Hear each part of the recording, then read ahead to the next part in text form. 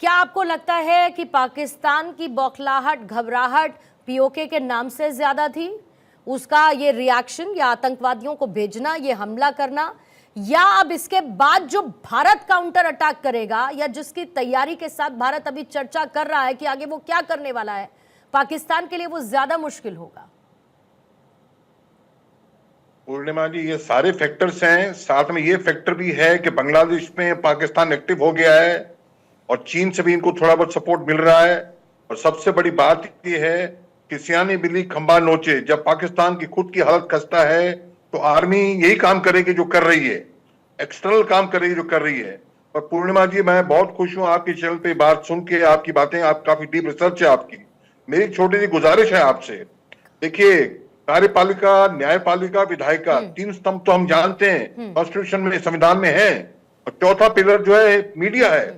आपका top media channel है, कृपा करके जब इस टाइप का चीज होता है आप करते हैं, बहुत अच्छा कर रहे हैं। और मेरी गुजारिश ये है, हर हफ्ते इतवार को कोई दिन फिक्स रखें, 40 मिनट 1 घंटा, इस पे आप चुस्त दुरुस्त करें सरकार को, सबको क्या तैयारियां हो रही हैं। नहीं तो फिर बिल क्लिंटन आया था 20 मार्च को, 15 साल पहले। जरा तस्वीरें दिखानी है सर, कुछ विजुअल्स मुझे दिखाने हैं, और फिर उसके बाद देवनाथ सर आपसे और साथ ही सिंह साहब आपसे भी एक क्लोजिंग कमेंट क्विकली लेके बस वाइंड अप करूंगी मैं। साथ ही अगर देवनाथ सर आप थोड़ी सी मुझे हेल्प कर पाए, ये जो उरी से जो इन्फिल्ट्रेशन हुई उसकी ये थर्मल इमेजेस हैं, इनको हम थोड़ा सा, अगर आप मेरे लिए इसको ब्रीफ कर थर्मल इमेजेस का मतलब है कि ये नॉर्मल विजिबल रेंज में जो लाइट होती है डे में, उससे नहीं ली गई है, ये इंफ्रारेड कैमरा से ले गई है। इसमें क्या होता है कि रात के अंधेरे में भी हम देख पा रहे हैं, आप देख पा रहे हैं कि 2 आतंकवादी जो हैं चीड़ के घने जंगल में से सामने की तरफ गुजर रहे हैं। ये बैकग्राउंड में जो आप सफेद सफेद देख रहे हैं, ऊंची ऊंची ऊंचाइयों पर अभी तक 1 से 2 फुट की बर्फ है जो आस्ते आस्ते पिघल रही है। होता यह है कि पाकिस्तान की बॉर्डर एक्शन टीम जो है वो लॉन्च पैड से इन लोगों को रात के अंधेरे में घुसा देती है। लेकिन अब इंडियन के आर्मी के पास hand held thermal imaging system है, इंफ्रारेड डिवाइसेस हैं, और उसकी मदद से हम इन आतंकवादियों को रात के अंधेरे में भी 8 से 10 किलोमीटर की दूरी से देख सकते हैं।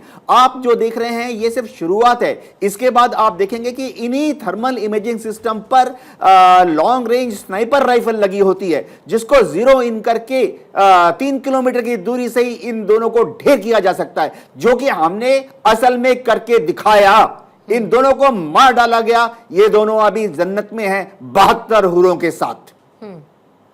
सिंह साहब जरा इन तस्वीरों पर, क्योंकि ये इंपॉर्टेंट है और कितनी इंपॉर्टेंट है। और इन्फिल्ट्रेशन का प्रॉब्लम वी ऑल अंडरस्टैंड कि किस तरीके से आतंकी एंटर करते हैं। हमारे पास टेक्निक है बहुत एडवांस, जैसा कि देवनाथ सर भी इस बात का जिक्र कर रहे थे, लेकिन फिर भी वो अपने लिए मुफीद मौका ऐसा ढूंढ लेते हैं कि वो इन्फिल्ट्रेट कर सके। और फिर उस पर सर लोकल सपोर्ट, ये देखिए, ये जो अभी देवनाथ सर बता रहे थे, जो इन्फिल्ट्रेशन करके आतंकी पहुंचा था उसको कैसे ढेर कर दिया, उसकी दूसरी तस्वीर थी। सिंह साहब, ये लोकल्स की जो हेल्प है सर, ये बहुत इंपॉर्टेंट है। और जो अभी टेररिस्ट के नाम सामने आ रहे हैं उसमें एक लोकल टेररिस्ट का भी नाम है। ये बहुत ज़्यादा बड़ा डैमेज है, क्योंकि मुख्य धारा में कश्मीर के लोगों को जोड़ने की कवायद सरकार कर रही है, लेकिन क्यों नहीं वो परिवार आगे आ जाते जिनका अपने घर का कोई किसी आतंकी समूह को ज्वाइन कर लेता है, लश्कर के साथ चला जाता है, द रेजिस्टेंस फोर्स के साथ चला जाता है। तो ऐसे में ये हेल्प कितनी फ़ायदेमंद होगी अगर कश्मीर में लोगों की मानसिकता में बदलाव आए कि हमें कश्मीर को सुरक्षित रखना है, देश को सुरक्षित रखना है। बिल्कुल। मैंने जम्मू कश्मीर में भी नौकरी की है, और वहाँ के जो आवाम हैं वहाँ पे यही देखने को मिला कि वो प्रो पाकिस्तान की बातें करते थे, लेकिन 370 एब्रेशन के बाद में कुछ उनकी मानसिकता में बदलाव आया है। रही बात, जब मानसिकता में बदलाव आया है तो जो आतंकी हैं और जो आका पाकिस्तान में बैठे हैं उनको वो निर्देश देते रहते हैं, और वो जो लोकल आवाम है एलओसी के पास में जो गांव हैं या वहाँ पर जो लोग रहते हैं, उनसे पाकिस्तान को भी, पाकिस्तान की तरफ से भी निर्देश मिलते हैं कि ऐसे ऐसे आपने जो आतंकियों की मदद करनी है।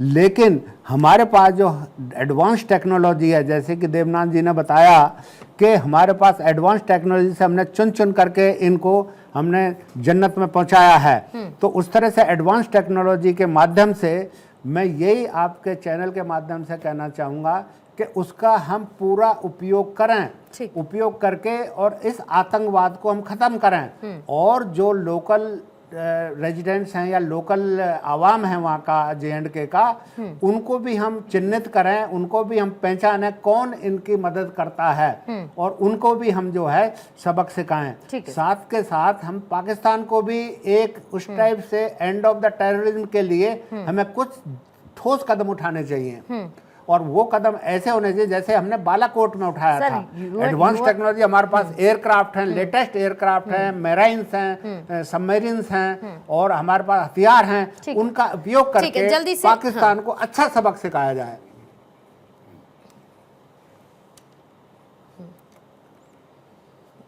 ज़रा इस बीच में कुछ तस्वीरें दिखानी होंगी और इन तस्वीरों के बाद वो तस्वीरें भावुक करने वाली हैं। विनय नरवाल की इस वक्त ये तस्वीरें हमारे सामने हैं और इसमें वो जिंदा दिली, वो मोहब्बत दो लोगों के बीच में साफ नज़र आती है और वादियों के बीच की ये खूबसूरती। शादी के बाद विनय नरवाल वहाँ पर अपनी पत्नी के साथ गए थे कुछ हसीन लम्हे बिताने के लिए और जैसा कि हर कोई करता है जब कोई वेकेशन पर जाता है तो उन तस्वीरों को वीडियो के ज़रिए, फ़ोटोज़ के ज़रिए कैप्चर करने की कोशिश करता है।